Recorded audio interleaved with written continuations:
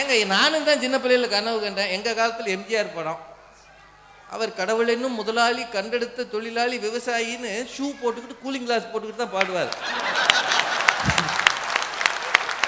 அதை நாங்கள் சூப்பராக நம்பினோம்.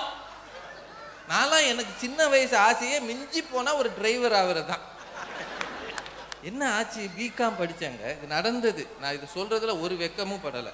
பிகாமில் காலேஜில் ஃபஸ்ட்டு மெடல் வாங்கியிருக்கிறேன். 6 மாதம் தான் வேலைக்கு போகல. இது உண்மையிலே நடந்ததுங்க. இன்னும் அந்த நாள் எனக்கு நினைவு இருக்கு. 6 மாதம் வேலைக்கு போகாமல் ஒரு நாள் காலையில் பழைய சாதம் சாப்பிட்டுக்கிட்டு இருந்தேன். சாப்பிட கை வைக்கிறேன், பக்கத்தில் ஊறுகாய். எங்கள் அப்பா அங்கேருந்து வந்தார். இவனுக்கு என்ன காலையில் சாப்பாடு, இவன் படித்த படிப்புக்கு பேசாமல் மம்பட்டி எடுத்து வேலைக்கு போயிருக்கலாம்னு சொன்னார். அப்படியே எந்திரிச்சு போயிட்டான் வீட்டை விட்டு.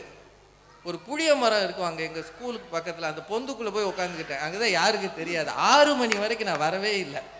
எங்கள் அம்மாவும் சாப்பிடல, பசங்களை விட்டு தேடி விட்டாங்க. 6 மணிக்கு அவங்க என்னை கண்டுபிடிச்சிட்டாங்க. கண்டுபிடிச்சி வீட்டுக்கு வந்தோன்னே எங்கள் அம்மா சொன்னாங்க, உங்கள் அப்பாவை தான் தெரியுங்களடா, அவர் சொன்னதுக்காகவா நீ சாப்பிடாம இருப்ப, எதுக்கு சொல்கிறாரு, நல்லதுக்கு தானே சொல்கிறாரு, நீ ஒரு பெரிய மனுஷன் ஆகணும்னு தானே சொல்கிறாரு, அவமானங்களை தின்றதால் தான் என்னால் இன்றைக்கு நிற்க முடிகிறது.